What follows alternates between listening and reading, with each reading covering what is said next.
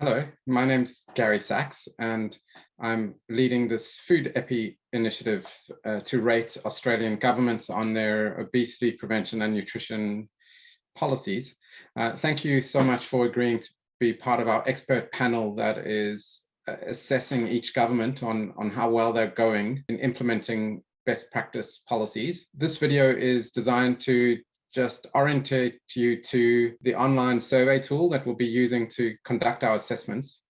So I just thought I'd talk you through a couple of things. When you click on the survey link, you'll get taken to this page, which has just a standard consent form, and it asks for your email address, which is just used so that you can return to these surveys. Certainly wouldn't expect you to complete the full survey on your first go, so it's going to be a link to return to. Then you're asked to select which jurisdictions you'd like to rate. You can choose to do the states and territories and or the federal government, as well as some policies are done at the national level through the food regulation system. I'd encourage you to try click both of these boxes, which would allow us to assess both states and the federal government. But let's just say we chose states and territories. It now asks you to choose which domains or policy areas you'd like to assess. So you can choose, we've just broken it down into smaller chunks. Let's just say we wanted food labeling. You would tick that box. If you want to food labeling, food retail, and food promotion. If you want to see what's in there, this checkbox just expands that out for you so you can see the areas that are included in each of those policy areas. So there's a few indicators in each one. So let's just say we chose this one, food labeling, food retail, and food promotion. Again, I'd encourage you to choose as many as you can. There's then a question around whether you'd like to be involved in future steps of the process, like when we're going to develop recommendations for each jurisdiction and prioritize them. So I'd encourage you to check those boxes and perhaps just choose at a minimum the state you're based in, as those recommendations are likely to have most relevance to you. So if it was me, I would check Victoria and probably at the national level too. I want to be helping prioritize the recommendations for the federal government. Just the rest of the survey, you can return to it later, but for now I'm going to click next page. And so now this is what is called in the system your survey queue. You can see each of those domains now has its own survey, just because there's a lot of information, and so we split it up into separate surveys. Just say we're going to begin this first one, which is nutrition labeling in fast food outlets.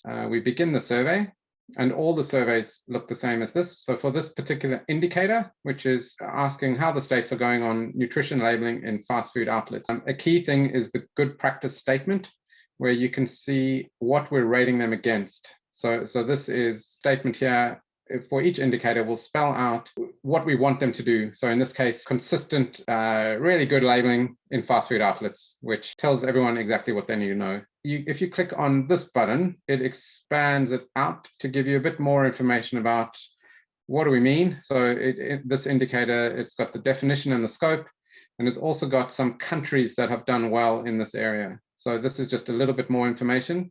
All of this information is also available on the Google Drive. So I'd encourage you to read that scope through before you do your rating, but it also does tend to take up a bit of space on the screen. So you can click that button and it just takes it away. So once you're familiar with what it is you're rating, it now gives you the actual policy information, the ACT, and this stuff in yellow is the information that the government officials in the ACT government provided us as to what they're currently doing in this area. So there's sometimes a small amount of text. This is probably a medium amount of text, and this is their policy. And the task is to now rate how they're going compared to that good practice statement. And so it's a rating out of 10. The details of what those mean, 10 is good and 1 is bad. There is this PDF that tells you how to make that assessment. And so I'd really encourage you to spend time reading that. I can't tell you exactly what a 6 out of 10 means, because there's a lot of judgment that goes into that. Why we've convened an expert panel is because we are hoping to get the judgment of all the people on the expert panel to help us give these ratings.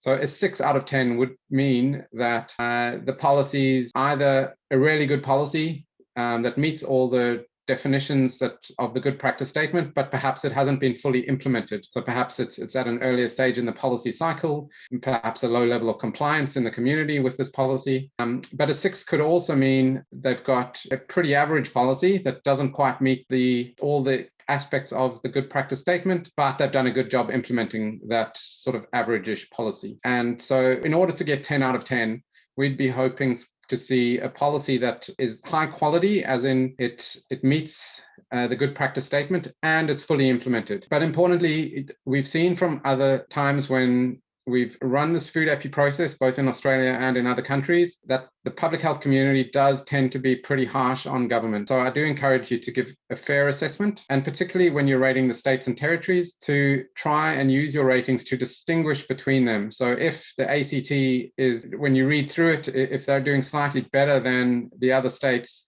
it would be important to reflect that in your rating. So they might, get bumped up to a 7, or in other states you might drag them down to a 5, just so that you'll be able to show that ACT is leading in the area, as an example. There is an option to provide comments, either on why you gave your rating or what you think about this indicator. There's no requirement to do that. And while we will be very interested in your feedback, the primary focus is on the rating that you're providing. And so if you scroll down, then here's the information for New South Wales, and then you're asked to rate New South Wales in the same way as you did ACT, and so on and so forth. At the bottom of the page, you can submit your survey, and now you can see that it takes you back to your survey queue, and that shows that survey as completed. And the remaining surveys are on there. You can come back to this page over a number of weeks. Some aspects of this will take longer than others and will depend on your level of familiarity with the information, but we're really hoping that everything you need to complete your assessments is contained within the survey, and additional information is in the Google Drive. So thanks again for your participation, and I really appreciate the time you'll spend on this and your contribution to this initiative. Please email me if there's anything wrong with the survey or you have any